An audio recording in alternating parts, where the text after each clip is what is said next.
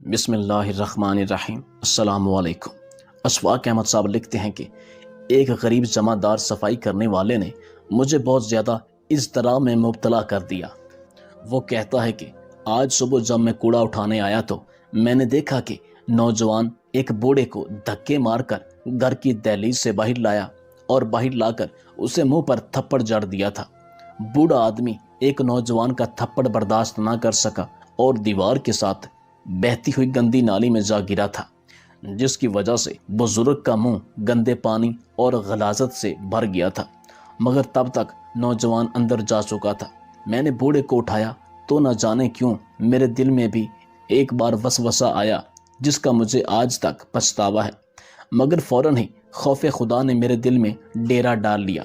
میں نے جب بزرگ کو اٹھایا تو ان کے منہ میں فقط ایک ہی بات تھی کہ بیٹیاں اللہ کی رحمت ہوتی ہیں۔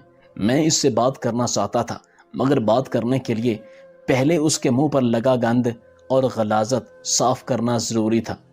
میں پاس میں موجود دکان پر گیا۔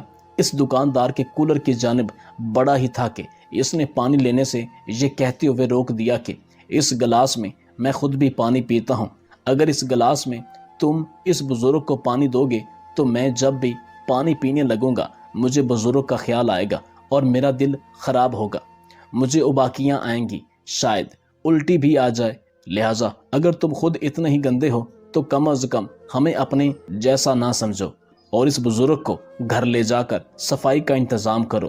نہ جانے کیوں مگر دکاندار کی بات سن کر بہت دکھ ہوا۔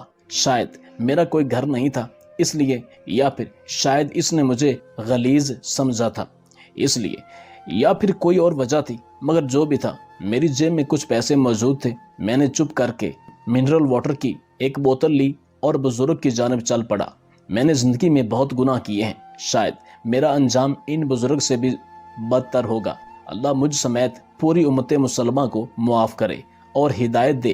میں بھی دنیا میں عبرت کا نشانہ بنایا جاؤں گا، ہو سکتا ہے مجھے بزرگ سے ہمدردی اس وجہ سے ہی ہو، مگر اس موقع پر میرے دل میں صرف بزرگ کی اور اپنی حیثیت صرف مخلوق خدا کی تھی، اور میں اشرف المخلوقات ہونے کے ناطے ایک اشرف المخلوقات کی خدمت کر کے اور اس پر رحم کر کے اللہ کی رضا اور رحم طلبی کر رہا تھا۔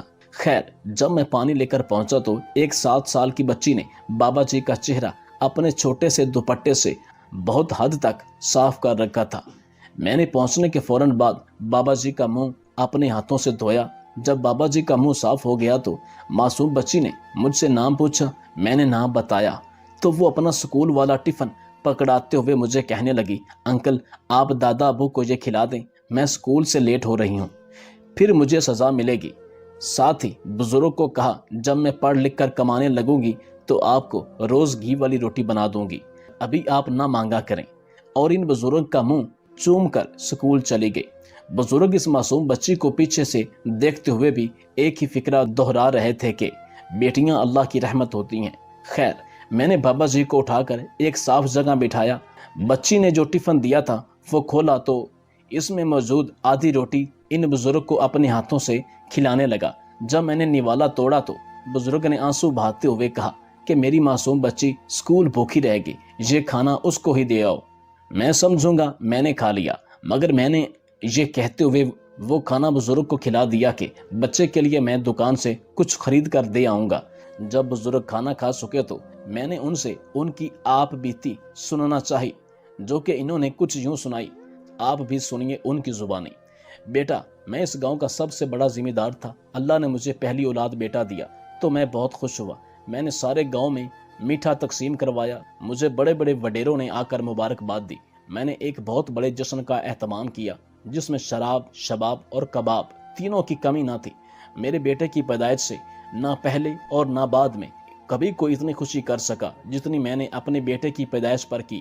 خیر، جب دوسری بار میرے گھر اولاد ہوئی تو وہ بیٹی تھی۔ میں نے بیٹی کے پیدا ہوتے ہی بیگم کو کہا یا مجھ سے طلاق لو یا بیٹی کو قتل کرو۔ مجھے بیٹی ذات سے نفرت تھی، مجھے لگتا تھا وہ میری جائیداد غیر کو دے دے گی اور میرے بیٹے کا حق چھین کر اپنے شوہر اور بچوں کی جھولی میں ڈال دے گی۔ مجھے لگتا تھا بیٹی پیدا ہونے کی وجہ سے لوگ میری مردانگی پر شک کریں گے، پتہ نہیں کیوں مگر مجھے یقین تھا بیٹی میرے سوال کی وجہ بنے گی۔ मगर मैं गलत था। इसलिए बेटी के पैदा होते और घर से दाई के निकलते ही हम दोनों मियाँ बीवी में ये बहस शुरू हो गई। तो जब मेरी बीवी दोनों बातों पर मुत्फिक ना हुई और मुझे वास्ते मिलते और दलीलें देने लगी तो मेरे जहन में एक तरकीब आई। मैं चुपचाप वजू करने के बहाने उठा, जाकर मुंह हाथ धोया, खुद को तसल्ली दी, थोड़ी देर सोचा, फिर मुकम्मल वजू किया। आकर बेगम से कहा कि बेटी मुझे पकड़ाओ, मैं इसके कान में अजान दूंगा।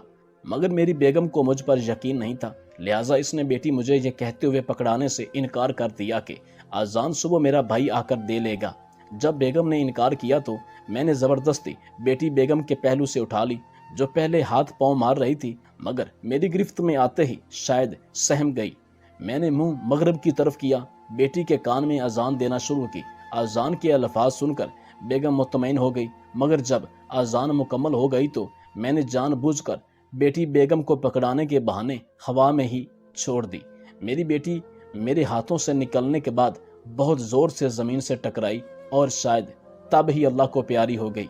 बेगम के शोर मचाने पर मैं तांगे वाले को बुलाने गया, मगर जानबूझ के लेट पहुंचा ताकि अगर मेरी बेटी में कोई सांस अटकी हुई है तो वो भी खत्म हो जाए। और जब मैं तांगे वाले को लेकर घर पहुंचा तो मेरी बेटी की जान निकल चुकी थी। मेरी बेगम ने हकारत और तासुफ और आंसू भरी नजर मुझ पर डाली और मैंने बेगम का शोर सुनकर आ जाने वाली औरतों को कहा कि आजान देकर बेटी बेगम को पकड़ाई, तो बेगम के हाथ से गिर गई। मेरी बेगम ने चुपचाप बेटी की मौत अपने सर ले ली। इसके बाद जितना अरसा मेरी बेगम जिंदा रही, लाख जतन कर लेने के बावजूद मैं उसे पहले की तरह खुश ना रख सका। ना कभी मेरी उस बेटी के बाद कोई औलाद पैदा हुई। अगर मैं कभी बेगम से इस मौजू पर बात करता तो वो फकत इतना कहकर मुझे खामोश करा देती कि तुमने अल्लाह की तरफ से भेजी गई अल्लाह की रहमत को ठुकरा कर वापस अल्लाह को मोड़ दिया है। अब तुम्हारे घर में रहमत होना मुमकिन नहीं है। मैं ये जवाब सुनकर अंदर तक लरस जाता और चुपचाप अपने बेटे को सीने से लगाकर अपना दिल बहलाने लगता। मैंने इतना प्यार अपने बेटे को दिया, अगर सांप को भी देता तो वो मेरा वफादार होता। मगर मेरा बेटा बेवफा निकला। जब मेरा बेटा थोड़ा जवान हुआ तो मुझे पलट कर जवाब देने लगा। जब कुछ और वक्त गुजरा तो मुझे गालिम गलोच भी करने लगा। और जब इसकी शादी के बाद इसकी माँ मर गई तो तब से मुझ पर हाथ भी उठाने लगा है। मेरा बेटा नशा करने लगा। नशे पर लगकर सारी जमीन जायदाद बेच दी जो मैंने उसे दी। मेरे बेटे ने वही जमीन गैरों को बेच दी जो बेटी के हिस्से की सूरत में मेरे बेटे से छिनकर गैरों में जाने के डर से मैंने बेटी को पैदा होते ही अपने हाथों से कत्ल कर दिया। मेरी बेटी जिंदा होती तो शायद सिर्फ अपना हिस्सा ले जाती, या कम से कम इसका हिस्सा बिकने से तो बच जाता। मेरे जालिम बेटे ने मेरे जीते जी सारी जायदाद नशे में लगकर बर्बाद कर दी। अगर मैं कभी इसकी अच्छाई के लिए कोई बात करूं तो मुझे पीटना शुरू कर देता है। मगर जब मेरा बेटा मुझे पीटता है तो मेरी पोती अपने माँ बाप से चोरी आकर अपने मासूम हाथों से मेरी चोटों पर मरहम रखती है। और जब मेरी पोती ये काम कर रही होती है तो मैं उस वक्त इस बात की गवाही दे रहा होता हूँ कि बेटियां अल्लाह की रहमत होती हैं। अगर कोई आदमी रहमत ठुकरा कर नेमत पाएगा तो यकीन करो वही नेमत उसके लिए वबाले जान बन जाएगा। आखिर में बाबा जी ने रोते हुए बताया कि आज मेरे बेटे ने मुझे इस बात पर पीटा है कि मैंने कहा था मुझे खुश्क पराठा नहीं खाना, मुझे कभी घी वाली नरम रोटी बनाकर दिया करो। अभी मेरी बात खत्म नहीं हुई थी कि मेरे बेटे ने मेरे मुंह के सामने से वो रोटी भी उठा ली और मुझे पीटना शुरू कर दिया।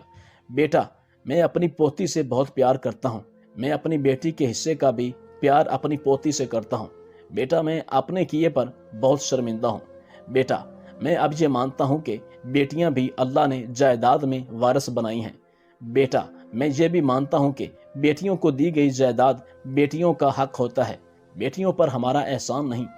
बेटा, मैं ये भी मानता हूँ कि बेटियां गैर नहीं होती, मगर फिर भी मेरे दिल से पछतावा नहीं जाता। मैं क्या करूँ? मेरे पास बाबा जी के सवाल का कोई जवाब ना था। मैंने उनसे पूछा वो यहाँ रहना चाहते हैं या मैं उन्हें किसी फलाही इदारे में छोड़ाऊँ, तो इन्होंने रोते हुए कहा मेरी ख्वाहिश है मैं अपनी मासूम बेगुनाह बेटी के साथ दफन हूँ, इसलिए मेरा यहाँ ही मरना ज़रूरी है। कोई बात नहीं बेटा, अब जब तक चोट ताज़ा रहेगी मैं कोई गलती नहीं करूँगा। आप बस जाते हुए मेरी पोती के लिए कुछ लेकर जाना। اور میں بابا جی کی پوتی اور اس کے اسکول کا نام پوچھ کر وہاں سے چل دیا۔ اشفاق احمد صاحب فرماتے ہیں کہ جب اس نے اپنا یہ واقعہ مکمل کیا تو اس کی آنکھوں میں بھی آنسو تھے اور میری آنکھوں میں بھی آنسو تھے۔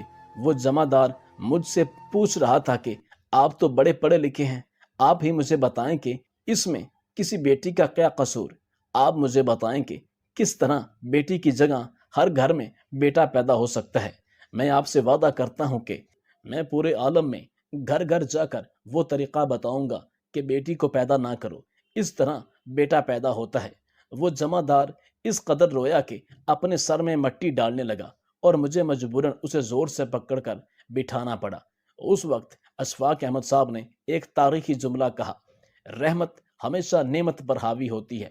اگر ہم سب میں سے کوئی بھی انسان ذرا سی بھی عقل رکھتا ہے تو اسے اس جملے کی گہرائی کا علم ہو چکا ہوگا۔